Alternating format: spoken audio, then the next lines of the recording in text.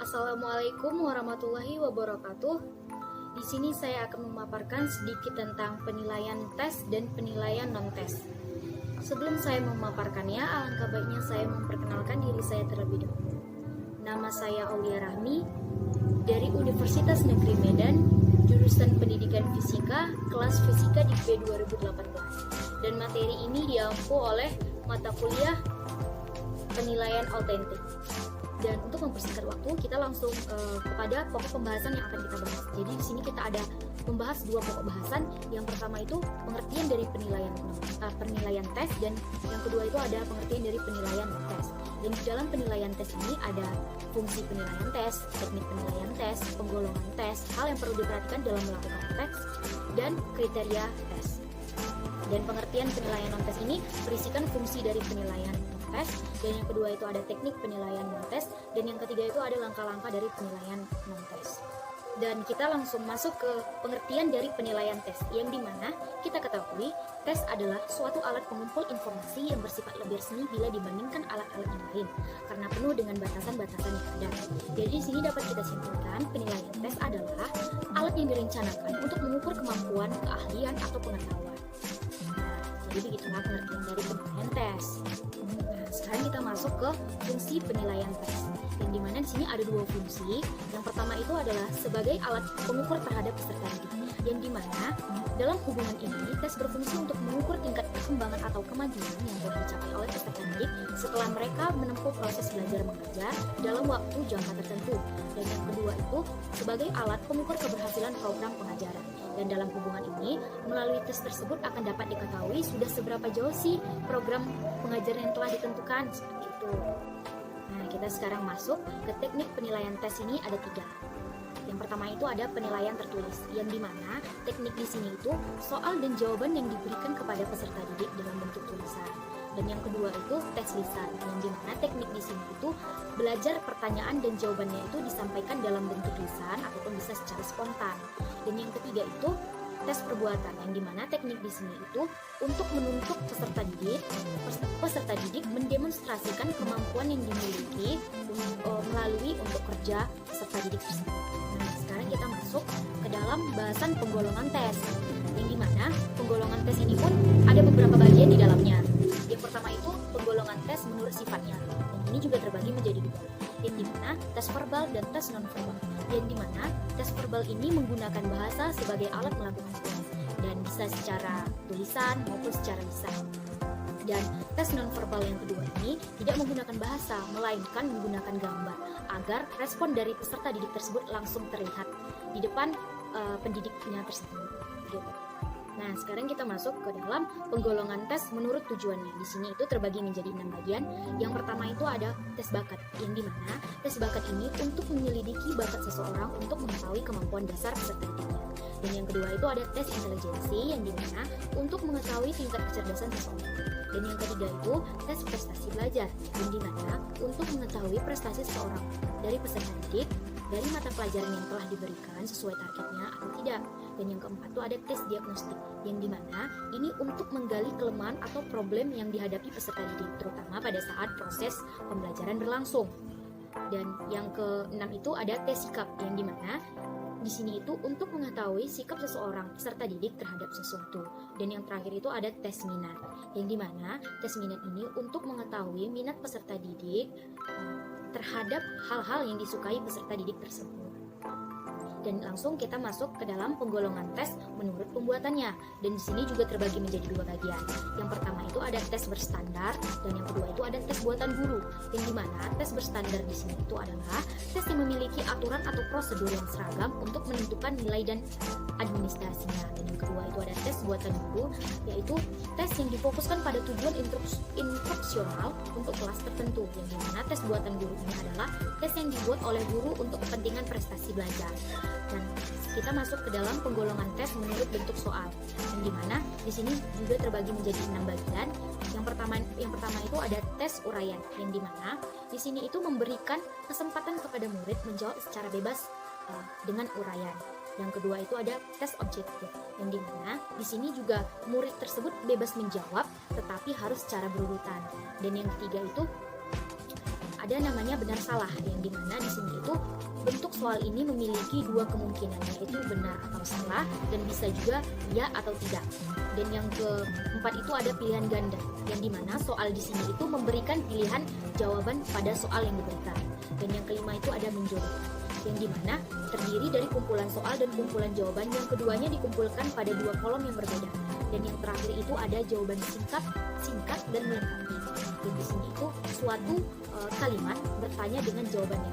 Nah, sekarang kita masuk ke dalam beberapa hal yang harus diperhatikan dalam melakukan tes. Dan di sini ada 3 hal yang harus diperhatikan dalam tes. Yang pertama itu ada mengamati dengan teliti cara yang ditempuh oleh tes dalam menyelesaikan tugas yang telah ditentukan. Dan yang kedua itu ada dalam mengamati tes yang sedang melaksanakan tugas tersebut, sebaiknya tes ini menyiapkan instrumen berupa lembaran penilaian yang di dalamnya telah ditentukan hal-hal apa sajakah yang harus diamati dan dinilai. Dan yang ketiga itu ada jangan berbicara atau berbuat sesuatu yang dapat mempengaruhi tes yang sedang mengerjakan tugas tersebut. Dan kita langsung masuk ke slide selanjutnya, yaitu tentang tes dikatakan efektif bila evaluasi memenuhi beberapa kriteria. Itu ada 7 kriteria. Yang pertama itu ada relevansi, yang dimana evaluasi di sini evaluasi relevan dengan materi untuk mencapai tujuan. Dan yang kedua itu balance, yang dimana evaluasi ini seimbang dengan perencanaan yang dibuat dalam kisi-kisi. Dan yang ketiga itu ada efisiensi, yang dimana jumlah pertanyaan dan waktu yang seimbang tidak banyak. Maksudnya itu pertanyaan dan waktunya itu disesuaikan, tapi di sini itu waktunya itu lebih sedikit. Dan yang keempat itu ada objektivitas, yang dimana orang lain itu menyetujui kebenarannya. Dan yang kelima itu ada spesifikasi, yaitu dimana pelajaran harus mempunyai kekhususan untuk dites. Dan keenam itu ada tingkat kesukaran, yang dimana di sini tes tersebut harus sesuai dengan tingkat kemampuan murid. Dan yang ketujuh terakhir ini yaitu penggolongan untuk murid yang baik dan yang kurang baik. Agar kita dapat melihat perbedaan dari murid yang baik dengan murid yang tidak baik. Nah, sekarang kita masuk ke dalam pengertian dari penilaian non-tes, yang dimana dapat kita baca di sini itu penilaian non-tes adalah penilaian pengamatan perubahan tingkah laku yang berhubungan dengan apa yang dapat diperbuat atau dikerjakan oleh peserta didik dibandingkan dengan apa yang diketahui atau dipahaminya. Nah, di sini ada lagi fungsi dari penilaian non-tes, dan di sini itu menjadi 5 bagian. Yang pertama itu adalah alat untuk mengetahui tercapai tidaknya tujuan instruksional, yang dimana di sini itu agar pendidik tahu tercapai atau tidaknya sih tujuan dari instruksional yang telah dibuat gitu. Dan yang kedua itu ada umpan balik bagi perbaikan proses belajar mengajar.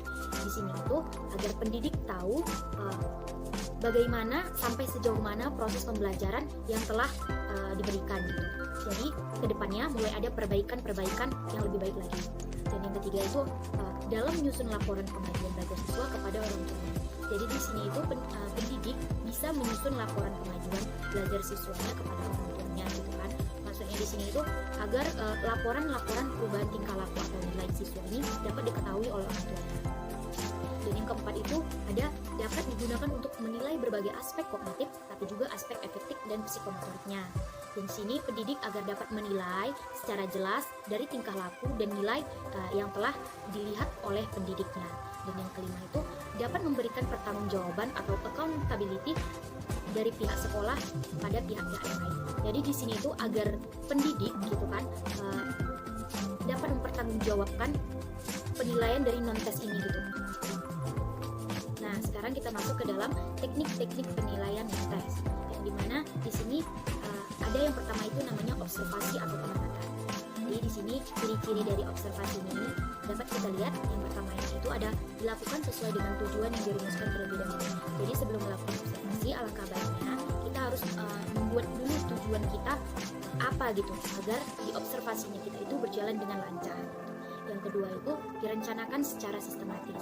Rencanakan sistematis ini maksudnya agar rencana kita itu terjalin lebih teratur gitu. Yang ketiga itu hasilnya dicatat dan diolah sesuai tujuannya. Jadi di sini hasil yang kita peroleh dari observasi ini sesuai dengan tujuan yang telah kita buat di awal observasi sebelumnya.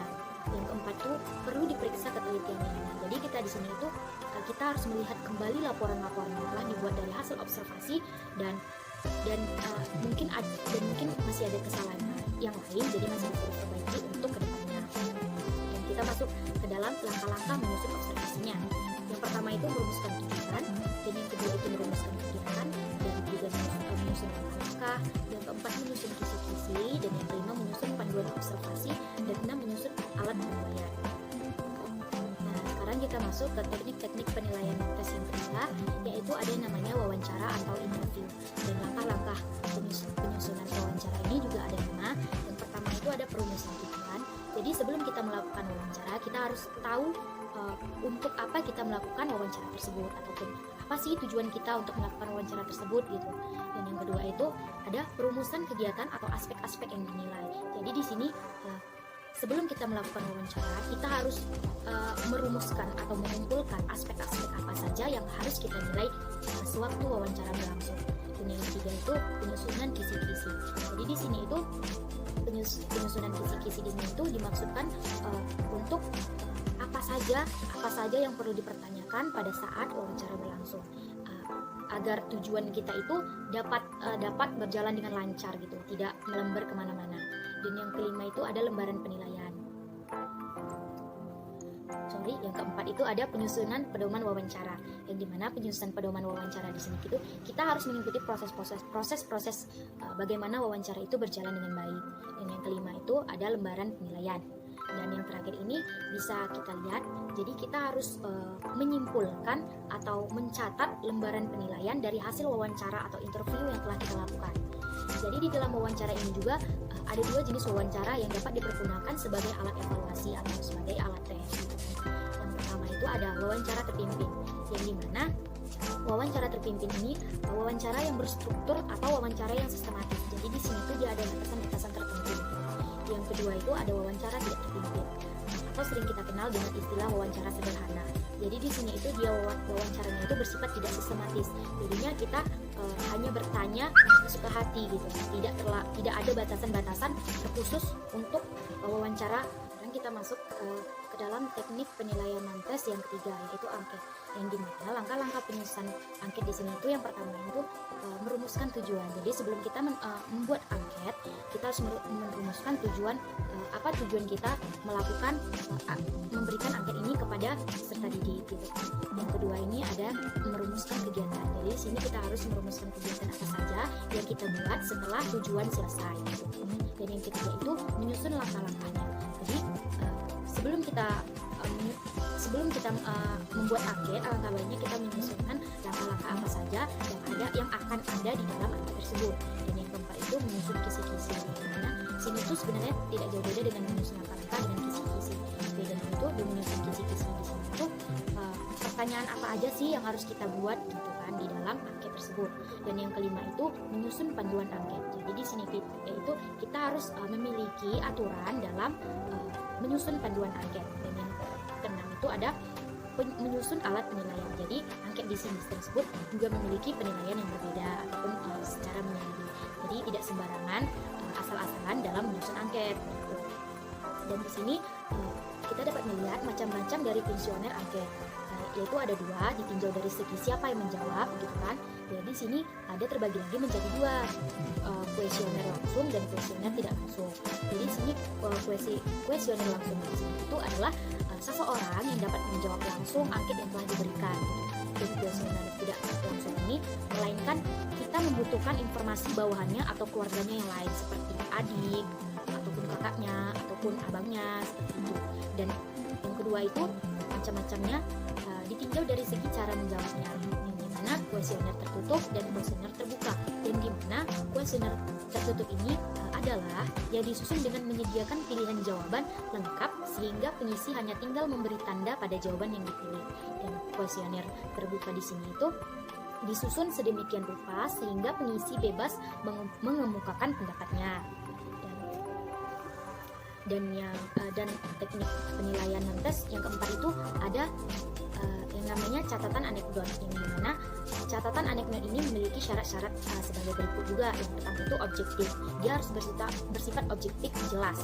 Dan yang kedua itu ada deskriptif, yang dimana deskriptif ini dapat disimpulkan dari jalan awal cerita yang didapat dari catatan anekdot hingga sampai akhir catatan gitu. Dan yang kelima itu ada autobiografi, dan dimana autobiografi ini dalam pembuatannya pun harus dibagi ke dalam dua jenis, yaitu karangan struktur dan tidak struktur. Yang dimana karangan di sini secara struktur ini juga memiliki aturan-aturan yang ada di dalam karangan tersebut, dan jika tidak terstruktur yang kedua ini tidak memiliki batas-batasan atau aturan yang dibuat untuk karangannya gitu. Dan yang tekniknya yang keenam itu ada sosiometri, yang dimana sosiometri ini dapat digunakan untuk memperbaiki hubungan insani di antara anggota-anggota kelompok tertentu.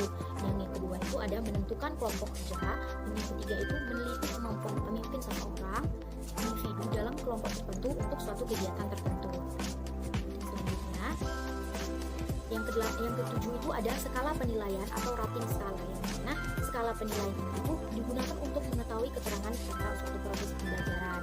Misalnya itu seperti peserta didik dalam pembelajarannya, dia mengikuti pembelajaran itu atau tidak gitu. Yang ke-8 itu ada daftar cocok, yang dimana di sini itu adalah suatu tes yang berbentuk daftar pertanyaan yang akan dijawab dengan membubuhkan tanda checklist pada kolom yang telah disediakan. Dan yang ke-9 itu ada riwayat hidup, yang dimana ini adalah salah satu teknik non-tes dengan menggunakan data pribadi seseorang sebagai bahan informasi penelitian. Dan langkah-langkah dari pengembangan penilaian non-tes ini juga ada 9. Yang pertama itu ada menentukan spesifikasi instrumen. Jadi di sini itu kita harus menentukan terlebih dahulu sebelum melakukan penilaian tes pada instrumen yang akan kita berikan. Yang kedua itu menulis instrumen, dimana menulis instrumen ini seperti kita apa saja sih yang akan kita tanyakan gitu pada saat penilaian non-tes ini berlangsung.